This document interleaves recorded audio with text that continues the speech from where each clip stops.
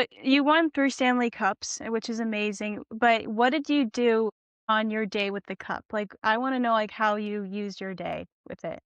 Exact same way all 3 years. So, the 2 cups I had in Detroit, I kept it in Michigan. Mhm. So, we went in the morning, got up, and I went to, like, people that were good.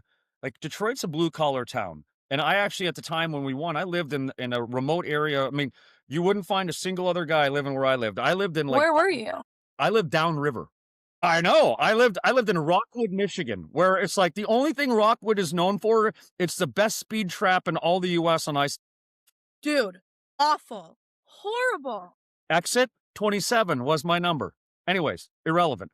But with the cup, so I had those years because I had just come from Michigan, and my family lives in Windsor, and everybody, like, I was overwhelming because I had everybody I felt I had to invite to this. And I'm not saying it in a negative way. So in the mornings, I took it to people who made my life as a hockey player easy. Like the local, we had Three Hermanos, was a Mexican restaurant that was down and downriver. The cup showed up there. I brought it to a breakfast spot. I brought it to, like, people who are just good people who genuinely were nice to me, not because I was a hockey player, just they were good people. And I surprised them all. Then we took it to Mott Children's Hospital, usually at lunch, and toured it around. And then same kind of thing.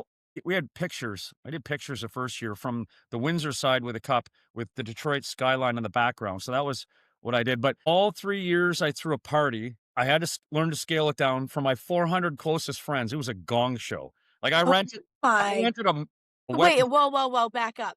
Yes, Yeah, 400? that's a 400. No, Where do you here's put the 'em? worst part. So I had 400. Like I said, I knew tons of people. Here's the oh thing, my if you know gosh. about me, I can talk to a fence post and find something in common. I like to talk. I'm a people person. I like to network. Sometimes can become a problem when you're throwing a party and you're trying to decide who should be going or who shouldn't.